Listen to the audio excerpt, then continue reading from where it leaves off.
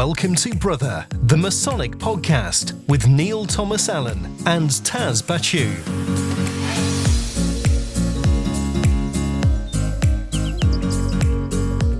Hello and welcome to Brother, the Masonic podcast. My name is Neil Thomas Allen and I am absolutely thrilled to be joined as always by my best pal, Taz Bachu. Taz, how you doing, mate? Hello, lovely. I'm very well, thank you, Neil Thomas Allen. How are you? I'm all right. I'm very well, thank you. Moneypenny has started behaving herself and I'm slowly but surely catching up sleep. So, yes. That's awesome. I saw on the socials she's had a good report card from school.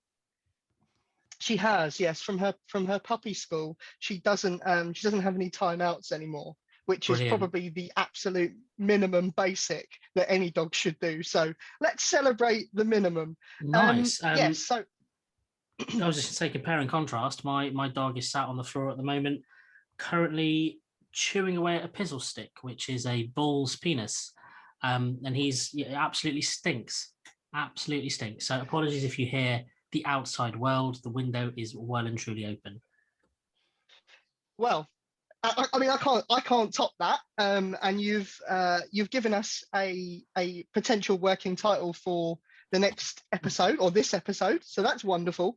We're also joined this afternoon by our 1,000 foot tall Mark AGDC, Mark Provincial AGDC, all the way from Essex, Jack Saunders. Jack, how are you, my dude?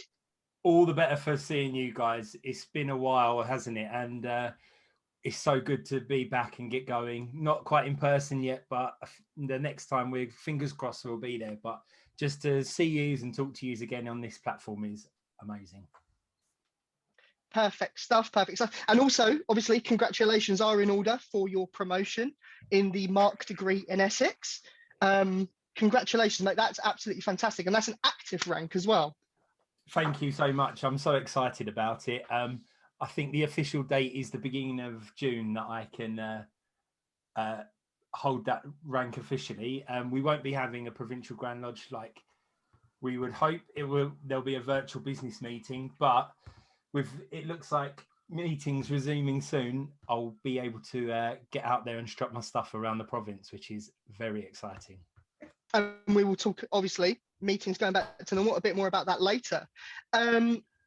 Just to obviously clarify from what Jack just said, we were supposed to be in person doing this. However, life, COVID, all the good stuff got in the way. However, we are committing to you that the next brother will be in person, providing that the great world doesn't kind of collapse again. Making us sound as good as we possibly can is from our newest UGLE employee. Oh yeah, it's the one and only producer Josh. Josh, how the devil are you, mate? I'm very well, thank you, my man. I'm very well, and again, it is an absolute pleasure to be back here with you boys. And yes, I am an insider now. Yeah. I'm part of the inner circle. You are. I would call it a spy without any mercenary, right? It's an ally. You're an ally on the inside.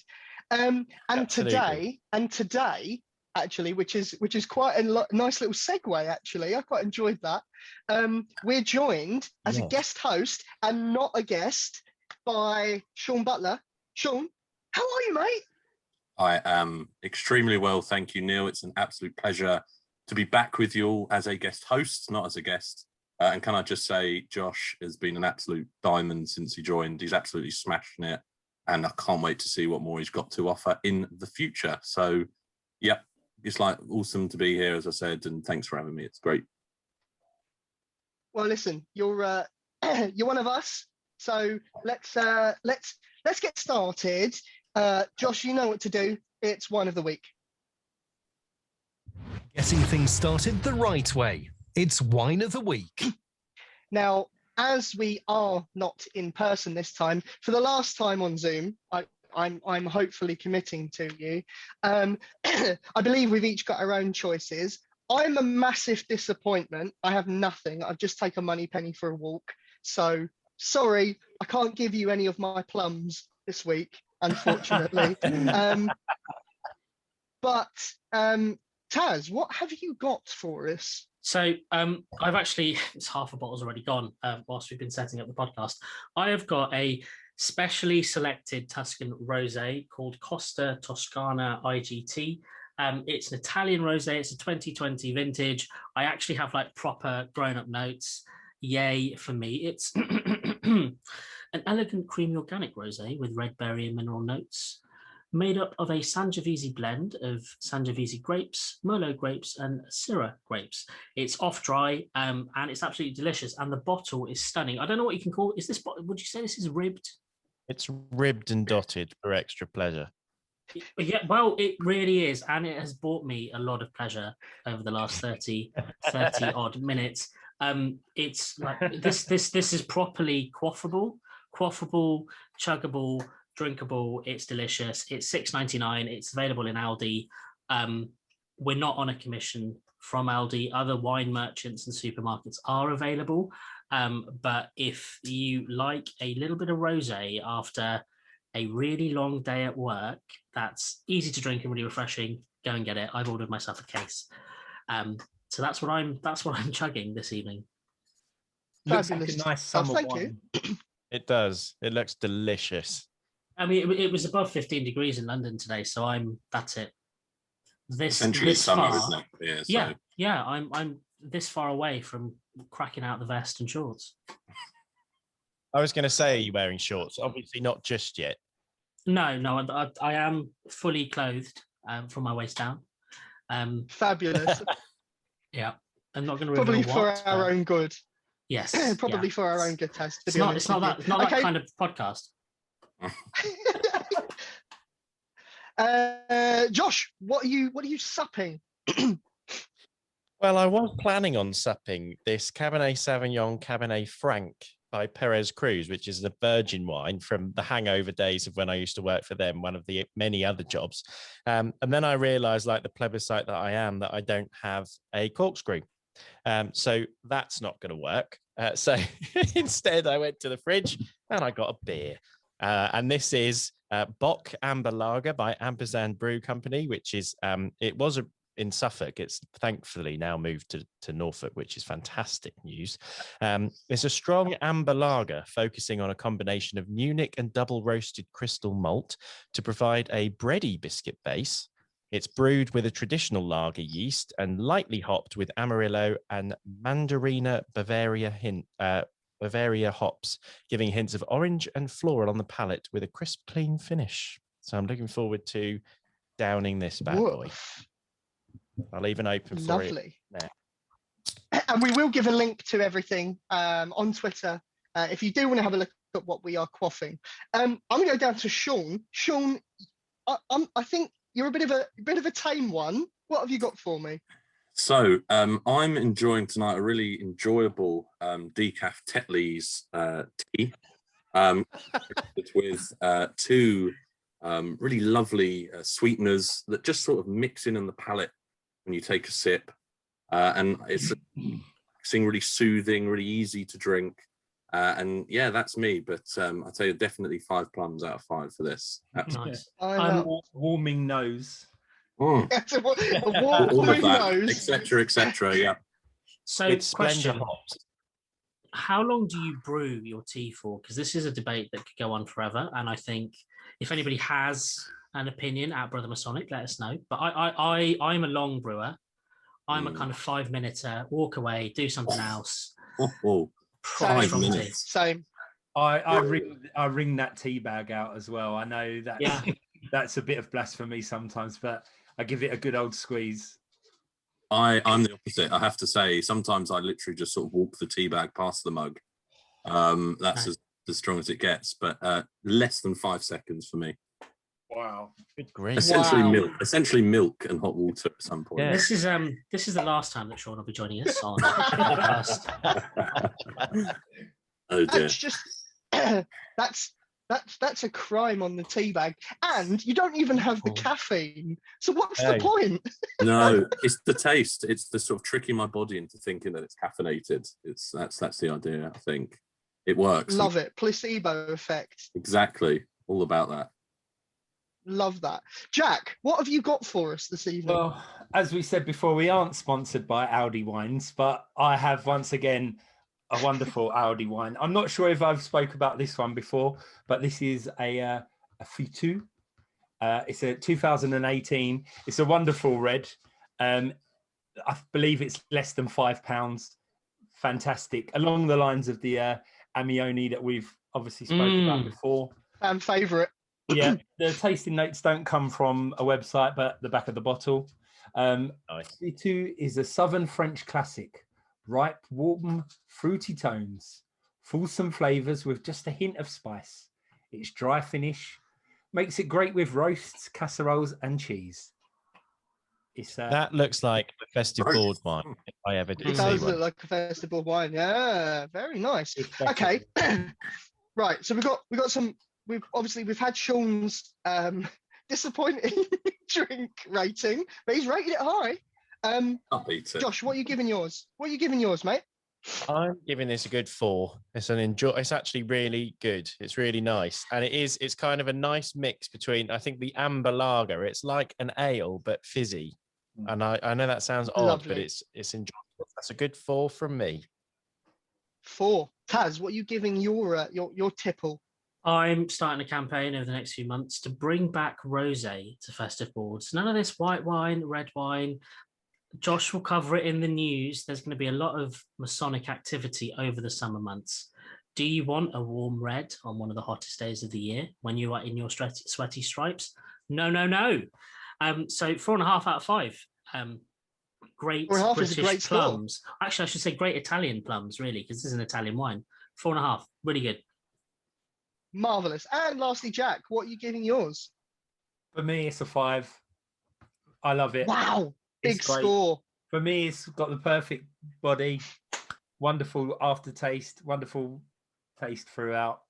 Perfect for me, 5. Fabulous. Well, guys, there are our wines of the week. Next time we will be going back to 1. We will be scoring it evenly and fairly. However, if you do want to check out any of the wines or beers we've discussed in this section, they will be posted on our Twitter at Brother Masonic. And now we move on to a very, very exciting, because we're back to normal in our format. Josh, please take us to the Masonic News Roundup. And now, your Masonic News Roundup. Oh, it's been so long since I've been able to press that button, which is wonderful. 4 headlines for you today. The first one being some of the best news I've had to read out for a while. On the 10th of May, following the Prime Minister's announcement that the UK would move to step 3 of the roadmap out of lockdown, UGLE issued a special First Rising email to all members across the UK, declaring the resumption of Masonic meetings from the 17th of May. We'll discuss all the details in more depth later on in the programme, but the key points of the announcement include a requirement for lodges to enter a statement in their minute book outlining the dates they were unable to meet due to the coronavirus pandemic. Lodges which are not currently in voluntary suspension under the temporary emergency measures for COVID must produce a summons and hold a meeting for every regularly scheduled meeting after the 17th of May. And lodges which have missed meetings where the election and installation of the master would take place can receive dispensation to elect and install the master at the same meeting. Full details and FAQs on the resumption of Craft and Royal Arch meetings were sent to all members under UGLE's constitution via the First Rising email yesterday. Fabulous. And we are going to cover the topic of going out into the world Masonically properly again in just a little bit. But I mean, I guess I'll start off just by saying that I'm over bloody joyed. I can't wait. I think it's very interesting to point out that you could elect and install a master on the same evening. That's nice, because that's going to help out a lot of people. I know in our lodge, Josh and Taz, obviously we are having our master stay on for another year because our last meeting before COVID really got worse was his installation. So we've decided to continue him for another year. But I don't know what the rest of you guys think. Obviously, I'll throw it out to the floor, but I think that's going to help a lot of lodges.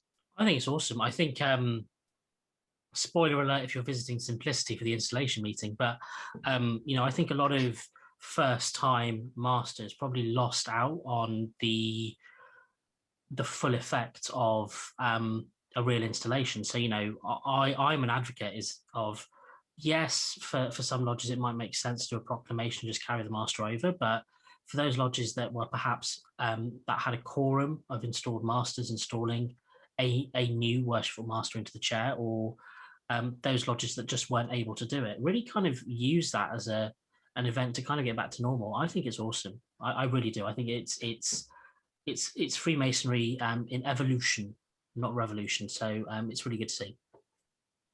I think this is going to help out my lodge because April is generally the end of our Masonic year before we go for a break in the summer. And that's when we would elect our next master. So we've sort of missed that now, and our next meeting back is September, which is our installation. So it takes away the pressure of having to have a emergency meeting over the summer. I think a lot of brethren are still a bit hesitant about returning, and it just gives a bit of extra leg room for things to settle down and for people's confidence in returning to come back. But also that has effect on me because I think I'm next in line. So I'll be the one being elected and installed on the same evening, which is a scary thought. It's I mean, not a scary, they could say no. thought. They could say, Taz, they could say no. They could They say, won't well, we say don't want him. no. He's a good egg. He's a good egg. They're He's lucky all to right, have him. bless him. Shaun, obviously from your perspective as well, I'm sure you guys see the room bookings team at Freemasons Hall and whatnot.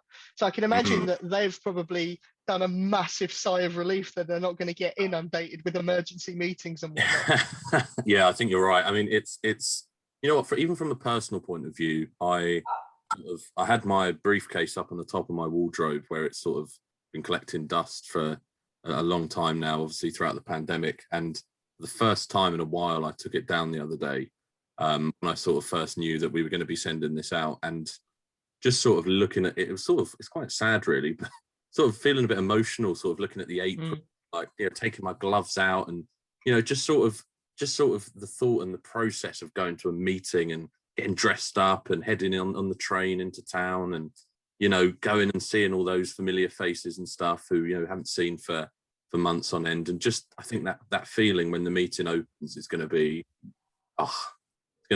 spine tingling, isn't it? I'm excited for it, absolutely buzzing. I think it's going to be weird. Like I've got a pile of new aprons to open. I think Jack, Neil, you're probably going to be in the same boat. There's aprons in plastic wrap that have been sat there for a while that I think for a lot of people, I mean, don't even ask me to quote how many people have had kind of provincial honours promotions, have moved into the chair, are moving into the chair in the Royal Arch. There's thousands, tens of thousands of probably excited cellophane opening moments that people are going to have over the next few weeks. It's actually really quite humbling to think about, really, because every single one of those people is so passionate about what we do. That I think it's going to be a very, very exciting time for everyone, not just kind of newly installed or worshipful master-elects.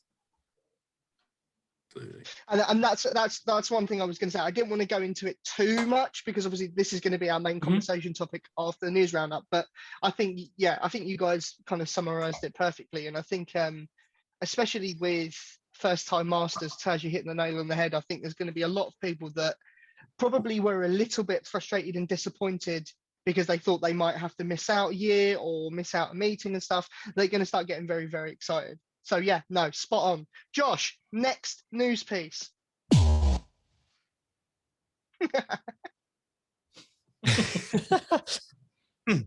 UGLE has launched its first annual report in its 300-year history, marking another major step forward in its commitment to modernisation, transparency and normalisation.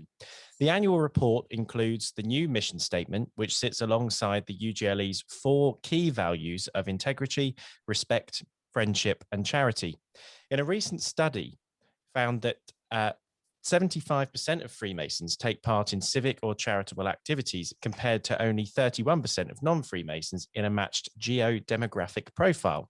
In an interview on Sky News, Dr. David Staples, the CEO of UGLE and Grand Secretary, had this to say. For decades, really, we didn't say terribly much about who we were and what we did, and we've suffered from it.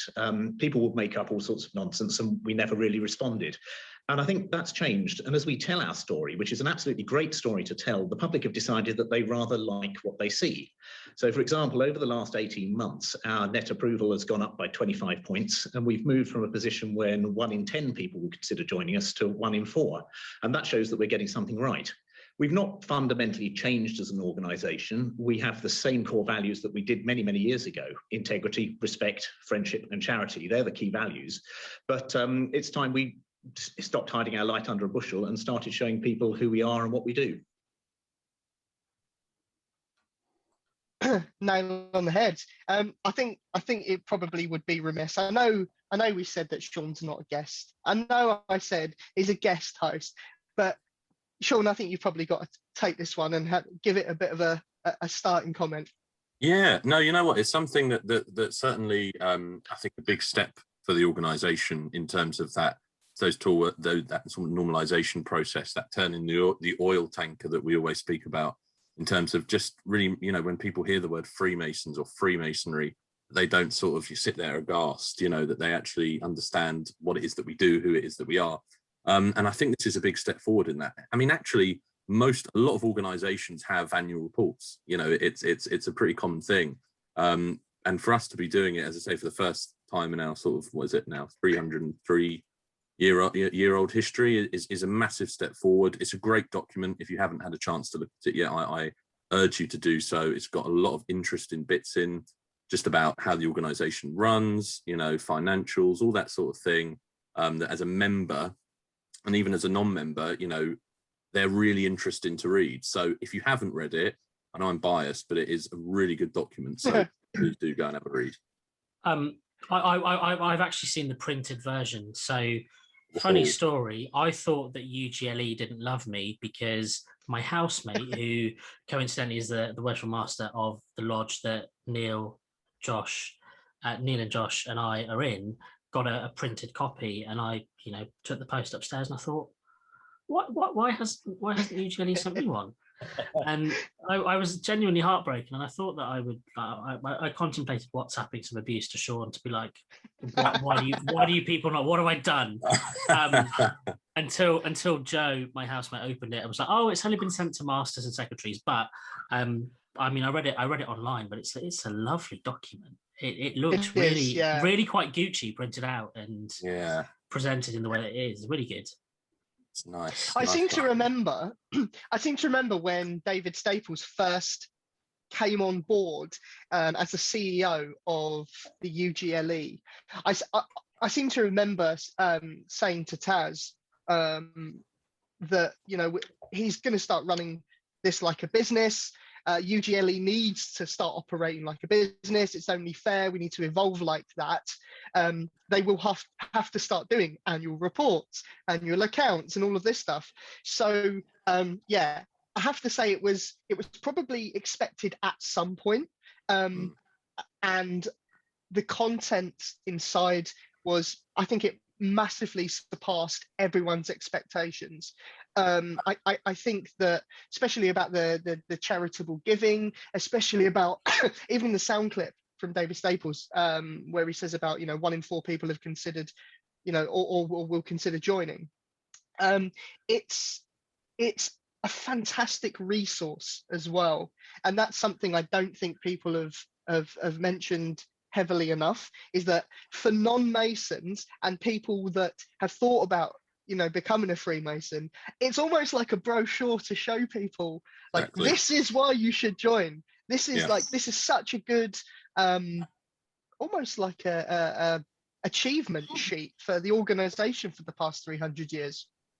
Yeah, absolutely. And you know what, actually, I think if you're gonna choose a time to do it, coming out of, you know, I mean, obviously it's sort of a 2020 annual report, but having an opportunity just to also shout from the rooftops about what members have been doing during COVID, be it standing outside the vaccination centre, you know, delivering food, delivering medicine to the elderly, whatever it may be. You know, this was the time to do it. So yeah, it's a fantastic document. As I say, I do urge you all to have a look at it if you haven't already. It's obviously on the UGLE website. Obviously, masters and secretaries get the printed version, but also members would have received it in the first rising a couple of weeks ago now. But if you're not a member, that's fine, because as I say, it's on the website. So do go and have a look.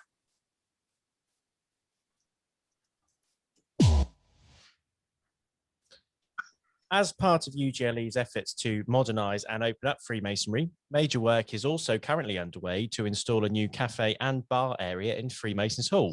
The space previously occupied by UGLE and Met Grand Lodge offices, as well as the Letchworth shop, has now been requisitioned and is being renovated as we speak into a brand new social space, which will be open to the general public and Freemasons alike.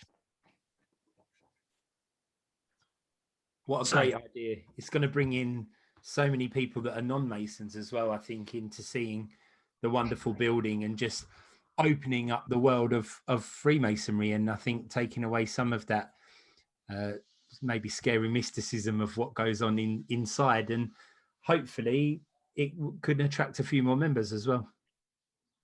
Nothing demystifies than, you know, as much as a panini and Lucozade with it, really. So give people that, they're going to come in. You know, it's funny because when this was sort of in the works and stuff, and it was all a bit up in the air, I remember seeing something on the London Freemasons Facebook page, and it obviously someone was saying that it was going to be a Costa, and I have to say, for a moment, I was absolutely buzzing, because I thought, oh my, you know, this is ideal. Imagine having a Costa. Alas, it's not going to be a Costa, but I'm sure the coffee and whatnot and the paninis on offer will be just as delicious in the cafe at Freemasons Hall, which is what it's going to be called, as Costa. So yeah, very exciting. And it's obviously we've lost the drawing room upstairs because that's where the shop's moved. So now we have a sort of designated, we're going to have a designated area down there so that people go in and have a coffee or whatever. Or obviously we've got the bar as well that's going in, so, or something slightly stronger. I think it's awesome. I was going to ask, has there been much pushback? I imagine there's probably some older, bolder, jowlier Freemasons were like, oh, the integrity of the building has been ruined, and it was a sacred location for the purposes of Freemasonry, and now we're having paninis. Yes, well, exactly. Yeah. You know what? Not that I've been aware of, but I would imagine the bars in the local area would be a bit miffed, because I mean they get a lot of business out of Freemasons, don't they, on Grand Lodge Day and sort of general any sort of day of the week. There's a load of Freemasons milling around. So, but yeah, you know, not no sort of negativity that I've heard, but I'm sure, you know, the beers that are going to be on tap, people might complain about that. I'm sure whatever they are, someone will find something to moan about. I think it's probably showing my age a little bit, but I think a few of our listeners will remember as well that across the road from Freemasons Hall, there was a bar and grill called Wolf's that used to make a legendary daiquiri. Legendary daiquiri, yeah. And that shows how long it's been that I had to actually ask whether it was. But if Freemasons Hall was willing to bring back the legendary daiquiri, I'm pretty sure that I would move in. I'd be there all the time.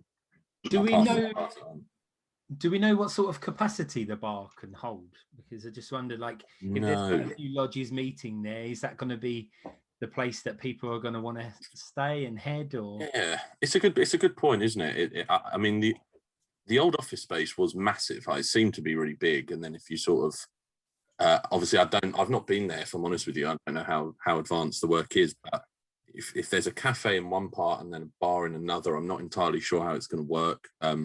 Thankfully, I'm not involved, because otherwise it'd be rubbish, because I'm rubbish at stuff like that. Yeah, I don't know. It's a good question. But again, that's the good thing about, I mean, obviously we don't just have members in London. Obviously, you know, listeners, obviously I'm sure from all over the place.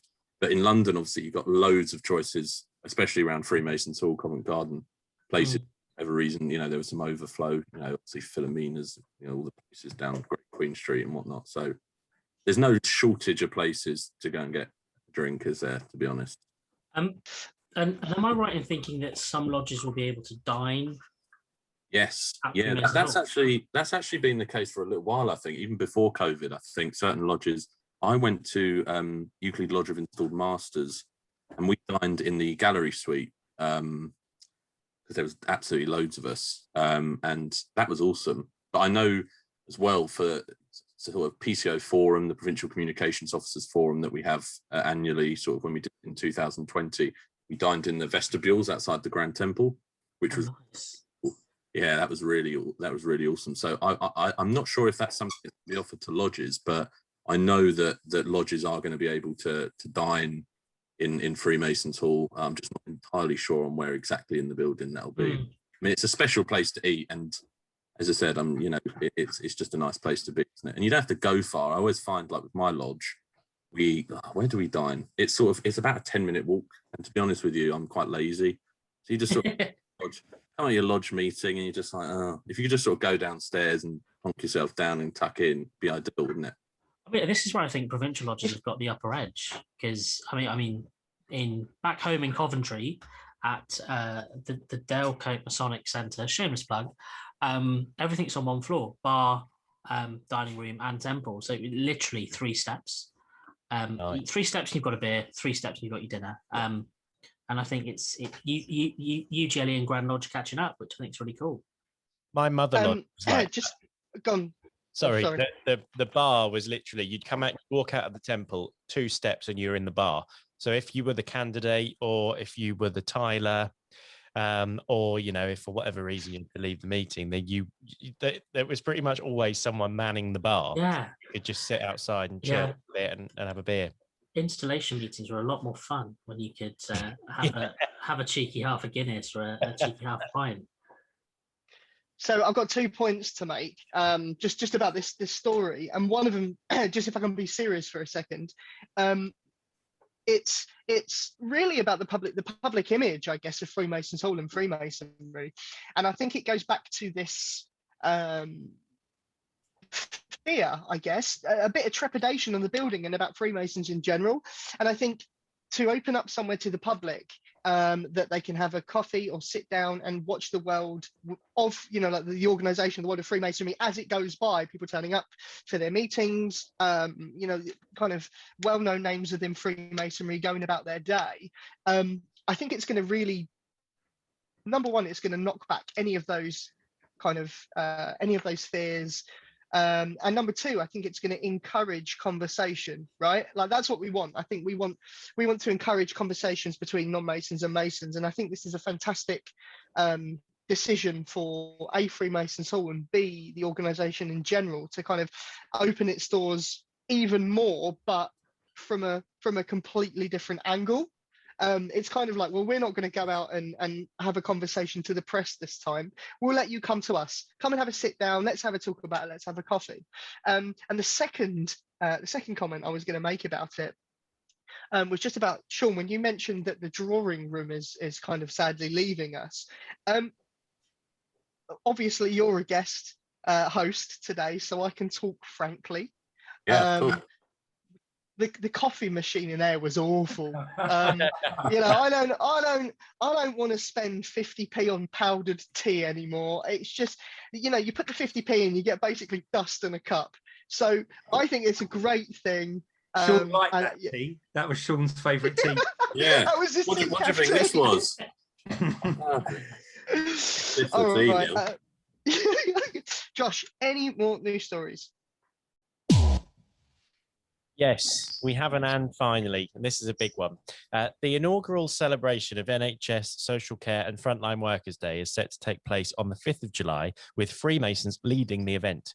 UGLE is inviting its 200,000 members to fly specially designed flags at 10 a.m. on the 5th of July to celebrate this unique day dedicated to the NHS, social care, and all those that work on the front line who have saved so many lives during the pandemic. The celebration will also remember those workers we sadly lost. The UGLE is one of the core supporters of the event alongside the Cadet Forces, English Heritage, and the Women's Institute. A £5 donation from every flag and length of bunting made will be equally divided between NHS Charities Together and the National Care Association. Freemasonry for Women and the Order of Women's Freemasons have also joined the UGLE in this initiative, as Freemasons aim to set the record for the number of flags simultaneously raised across the nation. Subsequently, at 11 a.m., Freemasons are planning a moment's silence to remember NHS workers and all those who died from COVID-19. The day continues with a toast to the NHS at 1 p.m, raising a cuppa to the NHS during afternoon tea at 3 p.m, followed by an address to the nation at 6 p.m. I think this is awesome. I think it's good. Two out of four of those organisations are very close to my heart. So, yeah, I'm really pleased that Freemasons and the Cadet Forces are getting involved in this. I think it's a great initiative. As a nurse, I'm sure it will mean a lot to nurses and doctors, but even if you're not a professional, the domestics, the housekeepers, the staff,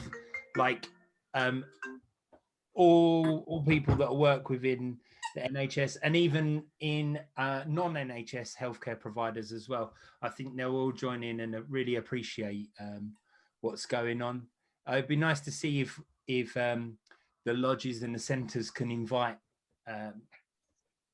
doctors and nurses to come and be a part and share in it as well. So not just seeing pictures and that, but actually come and be a part and meet the Masons and share it. That thanks.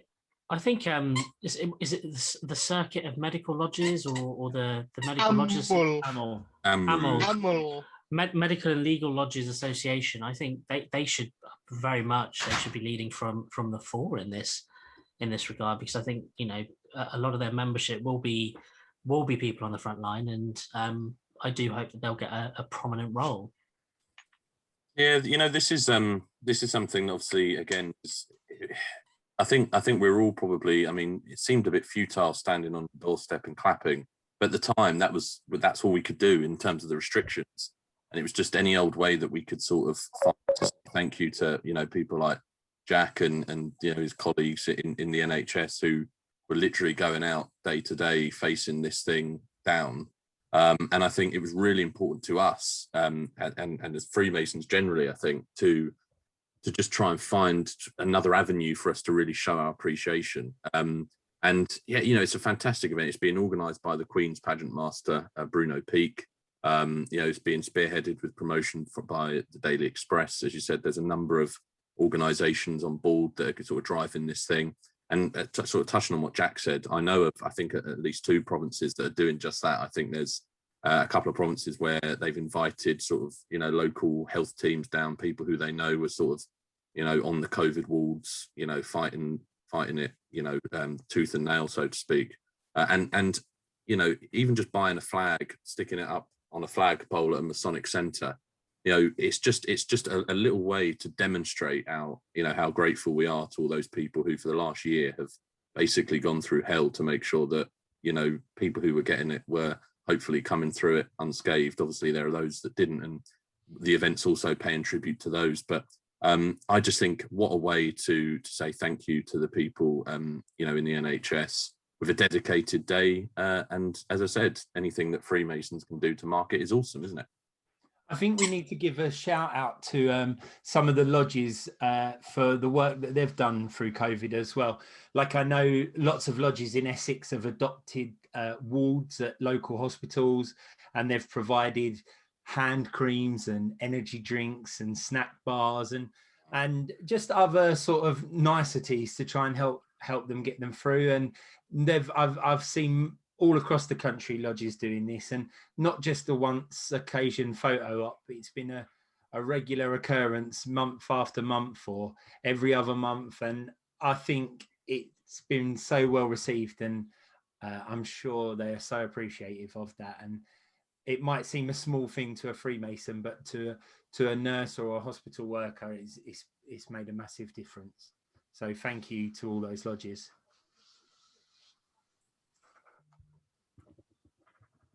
Well, that's it for your Masonic News Roundup this time. We're really looking forward to doing it again for you in person for our next podcast. And I would just say, if anyone does have any news that you feel is worthy of us sharing and discussing here on Brother Masonic, then please do get in contact. You can find us on all the socials at Brother Masonic, or you can get in contact with us at www.brothermasonic.com. Thank you very much, Josh. Right, so now we move on to, I think, the kind of pinnacle of this podcast, which is we are recording on the 11th of May 2021. We are literally months away, if that, to the world and Freemasonry, especially opening up and going back to normal. So I wanted to have a discussion amongst us about kind of our general thoughts about it, really. I know that Freemasonry is not going to be exactly precisely the same immediately. Certainly, you know, things are going to have to be adapted. But I mean, I know at the beginning of our news roundup, Shaun, you said that, you know, talking about kind of spine tingling and getting super excited and stuff. I have to say, I'm exactly the same. So, you know, because I take Freemasonry as a very, very serious hobby, you know, it is my kind of go-to thing, right? So I've made some of my best friends through Freemasonry. I've been out and about quite a lot in the past 10 years, and to have that taken away for nearly 2 years is a really big thing, and it's had an impact.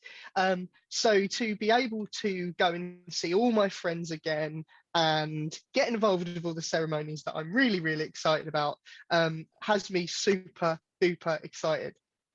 So yeah, I'm throwing it out to the floor, guys. Like, what's your initial thoughts about kind of going back into the world and going back into kind of Freemasonry, or to coin the popular 90s hip hop song, back to life, back to reality? You know what? Actually, I went out in London on Saturday, and I have to say, it was at first a little bit scary, because especially I think we sort of going around sitting in a pub garden, you know, we sort of did a few pubs sort of around London, and just being around other people, not having a mask on, obviously sat outside, it's just really weird. It just sort of feels completely alien now. And it wasn't until I'd been there for a couple of hours that I sort of adjusted to it, and it was sort of like, oh yeah, okay. But then obviously, you know, you need to pop to the loo, or you want to pop in, you know, to leave, you have to put the mask back on, and then it sort of all comes flooding back. So for me, I think definitely that first meeting where you're sat in a room with people, you know, I'm going to be sort of looking around, and anyone who coughs, I think everyone's just going to hit the deck, aren't they, in that first few meetings? But yeah, I think it's going to be a weird one. It's going to take me a little while to readjust. But as I said, I'm really excited. I do think you hit on something quite important there, though, Shaun, in that when this kind of in the depths of the first lockdown, I remember looking like we'd all be sat there watching telly, or there'd be a movie on, and you'd see people being normal and sat in the pub and going to the cinema, and you think, what the bloody hell? Oh yeah, that was normal times.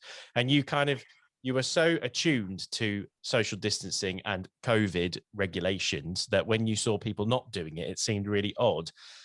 And I think people are expecting themselves to take ages to fall back into the older ways of doing things. But actually, I don't think it will take that long. I actually think once people get in a room together and they're once again able to see each other's faces properly and, you know, have a proper conversation, because, you know, one of the other things with Zoom is everyone's connections are slightly different. So you'll have like 5 people that'll all go to speak at once, and then it'll all not quite work out. That doesn't matter in a room of people. It just works. It's natural. And I think as soon as we all get back in the temple, things might be a bit nervy to start with, but by the time we're at the festive board, we're all ready to sit down, have a beer, have a chat. Let's crack on. And I know that obviously we're still away from that. But there's some good rumblings going on. We're obviously heading in the right direction for the roadmap out of lockdown. I saw something pop up today about the government's expecting to be able to change restrictions on masks, or at least consider restrictions on masks at some point soon. So we're definitely heading in the right direction. But I think generally people are ready, or at least people are probably more ready than they realize they are, to be able to get back and get to normal. And I think it will take a lot less time than we think for us to sort of fall back into the good old ways. I think Slightly. Go ahead. See, this is the 5 people in a room all having different connections. This is what's happened here. I think it's important though for people that are feeling more cautious and more anxious, is that just because if the mask mandate is removed, it doesn't then mean that you have to not wear a mask. So Absolutely. When you want to return to lodge, if you would feel more comfortable wearing a mask, then I'm sure that's definitely going to be supported, isn't it? It's not going to be, well, we no longer wear masks, so it's not part of your regalia as such.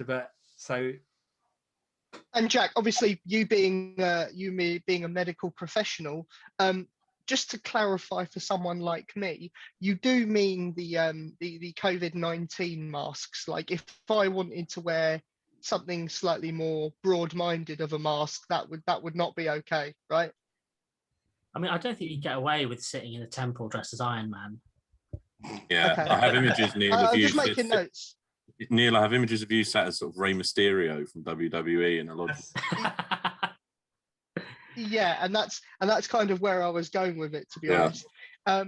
So yeah, I think, Taz, please. So I was going to mention that we're talking about the excitement, and we're talking about being installed and getting our new regalia on. I do think that the start of Freemasonry is going to be bittersweet. And I think the elephant in the room that we haven't spoken about yet is that there have been a lot of Masons that have died over the last 18 months. And I think whilst I am incredibly excited to get back to our craft, like my craft lodge, my chapter lodge, all of the other things that Neil signed me up for during lockdown, more news on that in the few weeks. There's going to be a lump in my throat when we do have that first meeting, because it's the first time that as lodges we're going to be able to come together and talk about those people that have left. So I think it's going to be great. I think everything we've said about masks, feeling comfortable is super valid, but I do think there's going to be a few lodges hurting. I mean, I think our craft lodge, Neil, we've lost 5. Yeah, I mean, it's a number far higher than it ever should be, right? Yeah. And I think on that point, I think it's so important. And you make such a good point. It's very important for us to, as people that do a podcast about Freemasonry for the purposes of trying to lift people's moods or getting people interested in the topic. I think it's very important for us also to say, yes, we are trying to get people excited about going back into Freemasonry and have things to be cheerful about, but actually, honouring the people that have passed on and have lost their lives to COVID should be done properly. We should honour them, do your moment of reflection, read the eulogies properly, have a real proper and correct remembrance of their lives, and I don't think there's any Freemason alive that would want their lodge to not pick things up after they've remembered them and honoured them properly, and then start getting excited again and building to their honour and glory, right? Like I think it's a real point that we should. Sorry, Neil, go ahead. No, I was just going to say, I think it's important that we should definitely remember them and honour their lives, but at the same time, we need to be moving forward and kind of building things to their memory. Yeah, I think you've hit the nail on the head, and I think one thing to say, because we're recording this on the 11th of May 2021, the 10th to the 16th of May here in the UK is Mental Health Awareness Week. So what I will say is that it is okay to not be okay. It is okay to be sad. It is okay to dial a mate and talk about your feelings. It is okay to not want to talk about the stuff that's happened in your lodge, in your chapter, in your consistory, in your order, if you don't feel like it. And as we've said, probably more times than not, all of us are on Twitter. So if any of you want to chat, we'll recap our socials at the end. But do feel free to reach out if you do want to talk. You're not alone. Yeah, absolutely. No, well said, mate. So we've said about what we're excited about. I'm kind of just curious. What do you think, from your perspective, going into the world again and Freemasonry? What do you think Freemasonry post-COVID is going to look like? I think it's going to be like riding a bike. I agree. I think, and I know he's here. I don't mean to blow smoke up his arse, if you'll excuse the phrase, but I do think that the stuff that UGLE have done in terms of the way that they communicate, the fact that we can have business meetings, we've opened up to the world of virtual meetings, whether that's on Zoom, whether it's on Microsoft Teams, whether it's on any other virtual meeting platform that you have available to you. I think that's the one thing that's going to change. I think, committee meetings, why don't we have them on Zoom? Because we're all busy individuals, things like that, I think are going to change for the better. I know there's a DC on this call that's moving lodges of instruction, or some parts of the lodge of instruction to Zoom. And I think I'm here for that. But I also think that the fabric of Freemasonry, it's relatively untouched for 300 years, bar a few revisions and amendments to the Blue Book. And I think, long may it continue. Yeah, I absolutely agree. I'm absolutely here for that. And I think that's how what I was, the point I was getting at earlier, that I think life is going to be like riding a bike. And I think Freemasonry will be no different. I think we've all missed each other so much. We've all missed going to meetings, and we've all missed everything that we got out of Freemasonry before. That as soon as we get the opportunity to do it again and get back to doing it again, and it's going to come in stages. It's not going to be your first meeting back is exactly like it was before, but it won't take long. It really won't take long. The vaccination program is going really well, which means I imagine the majority of Freemasons are now probably have at least had one dose, if not both. Double jabbed. They're double jabbed. Ones that we, so I think we're on the road to getting back to pre-COVID Freemasonry. And actually, I think I think Freemasonry post-COVID is going to be better. I really do, because I think we're going to appreciate it more. I think that this has been a really good time for us to stop and reflect. And it's been a really, we've been forced into this really, and this goes for the wider humanity, but we've been forced into this situation that none of us would have even dreamed of. And we've been forced to think way outside the box. So I think post-COVID Freemasonry is actually going to be better. I think it's expedited some changes that were needed, isn't it? And it's going to help streamline certain things that when things aren't broke, you don't want to change them or fix them, because why would you? It's all going well, people are happy with it. But like you say, COVID has assisted a few changes and brought on some changes. I think it's also probably shown senior leadership. Can I call it that? Because we have a CEO, so why not? I think it's probably maybe surfaced to senior leadership where the gaps are, or where within the provinces, which provinces are doing things that are drastically different to the rest of the population, which provinces have done stuff where you think, oh, should they have done that? Should they have communicated like that? And it's perhaps surfaced areas that you might want to focus on going forwards as well, so that we are all part of the same organisation. And whilst I think different parts of the country will have different ways of doing things, there'll be local nuances. Fundamentally, we're all kind of walking towards the same goal post-COVID. It's kind of highlighted best practices, right? Is kind of what you're getting at. Yeah.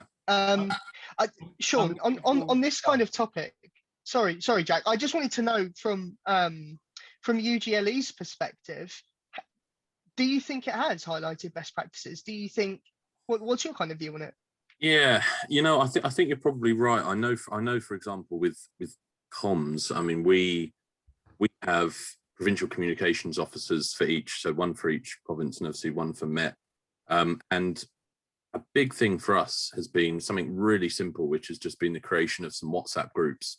And those are sort of broken down into sort of geographical area, the regional communications groups, and we have a WhatsApp group for each. And actually, throughout the pandemic, I've been amazed by how much sharing of that best practice has been going on between provinces as well. So you sort of see, a province will be saying, right, we were really successful with this press release, or we were really successful with doing this on our website. And then another province will say, well, can you help me with that? And they'll say, and just seeing that sort of interconnectivity, that working together, which for whatever reason is relatively new. It didn't happen a massive amount before. So actually just using these modern methods of technology that the pandemic has also has sort of pushed us into, Zoom, except, is a good example of it. In sort of, I think, endless possibilities in terms of what we can achieve. And 100%, I think, if anything good has come out of this pretty horrific year, it's that the world seems like, for me, feels like a much smaller place now, in terms of the fact that I can, we're sat, sort of various, Josh is obviously up in Norfolk, I'm in Surrey, Neil, you're not far from me. I'm around the corner. Yeah, around the corner. Taz, you're obviously in London. And, the fact that we can sit here and have a conversation, not quite the same as being in the same room, but the fact that we can do that. And the other thing is, I was going to say is, I've got people in my lodge who we haven't seen at lodge meeting for years. For whatever reason, they just can't come, or commitments or whatever.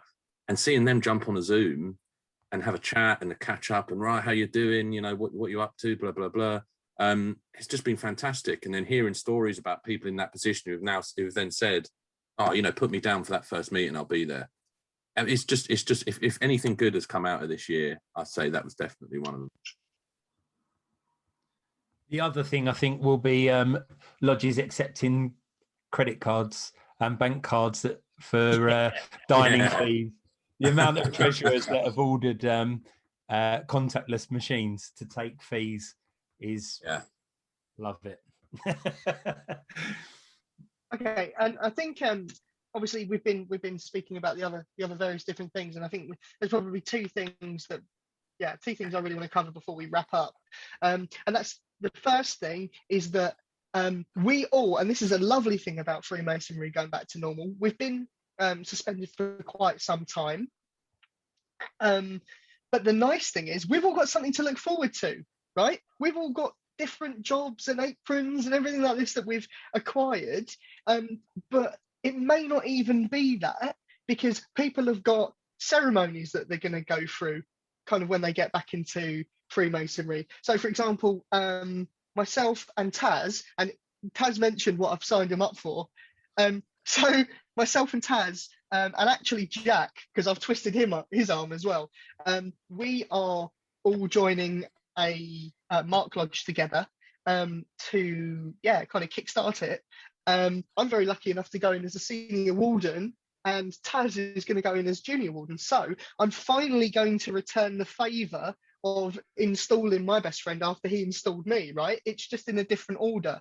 Very exciting, very cool. But there's a really important one we haven't mentioned, and I cannot believe we haven't mentioned it, but Taz has been given, or has been awarded, Metropolitan Grand Steward for the year for London. We haven't mentioned it, and it's a massive deal. So Taz, massive congratulations. Obviously, thank you very much. You've got a number of, you're so welcome. You've got a ton of escorting duties to do. Jack, you've got provincial AGDC in the Mark. I had to stop and think about that. Josh, you're going in as senior warden, if I'm right. Am I right? That's correct. Please help me out here. Yeah. Thank you. Yeah. And all of us, well, I'm hoping, are all going to be a part of this craft beer lodge that's setting up. I'm not going to talk about that too much, because I'm hoping we'll do a dedicated extra. I'm going to twist all of your arms about it.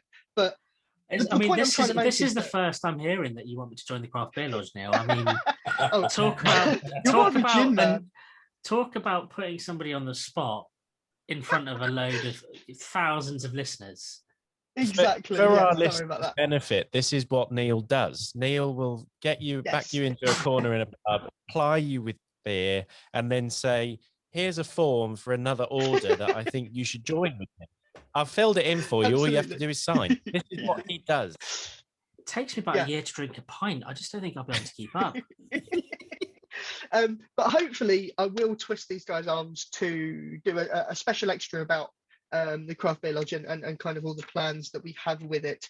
But my point is, going back to it, we've all got something to look forward to. We've got new jobs, new aprons, and all of this amazing stuff. So yeah, that's kind of one thing I wanted to cover off before we kind of wrap it up. The second thing is, I know, again, hashtag not a guest. Shaun, UGLE, what have UGLE got planned for the craft and the Royal Arch kind of post-COVID? I wanted to wrap up with kind of an official kind of standpoint. What's going to change? Kind of, yeah, go from there.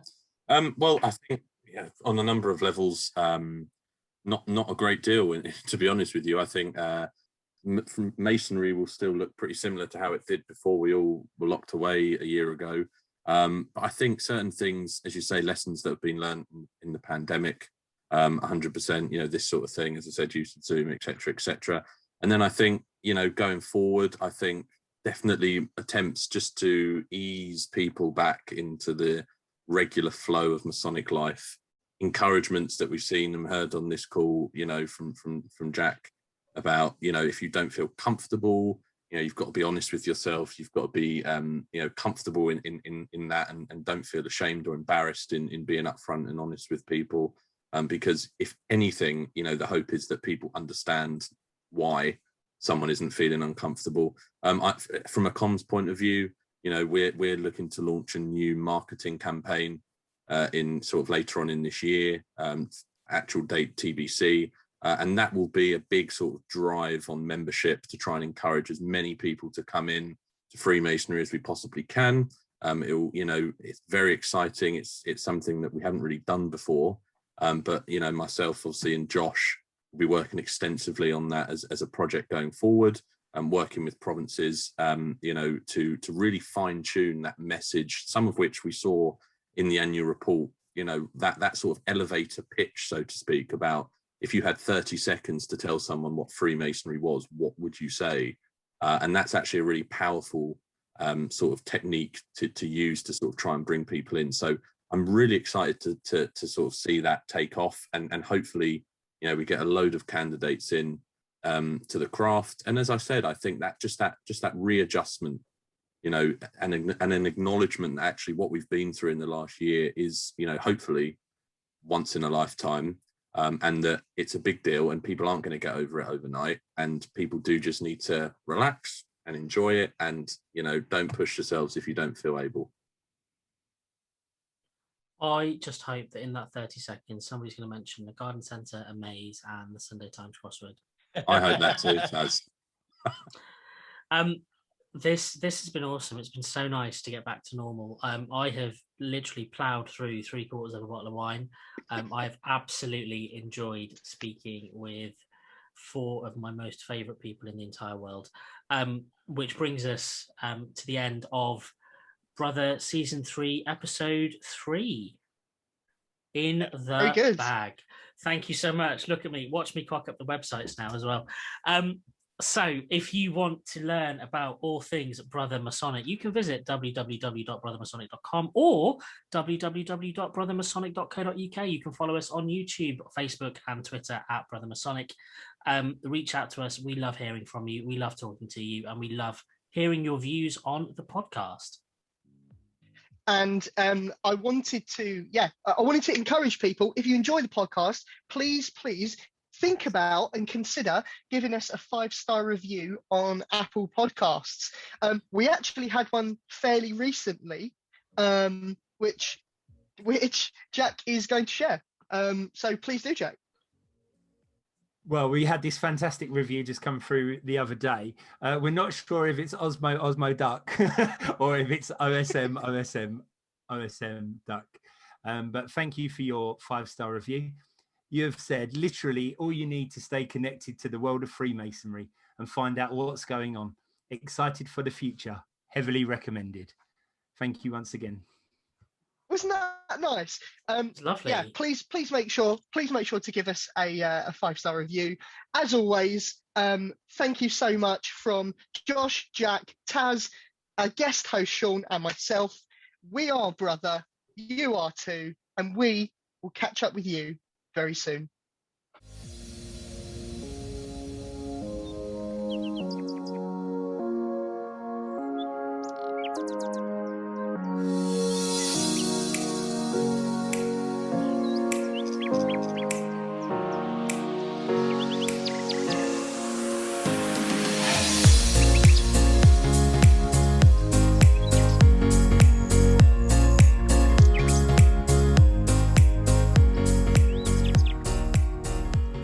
So much for watching this episode of Brother. Please make sure to like and subscribe to our YouTube channel and click the bell to be notified whenever we upload a new video. If you don't want to touch Neil's bell, you can go to www.brothermasonic.com and check out our full back catalogue of YouTube videos and podcasts.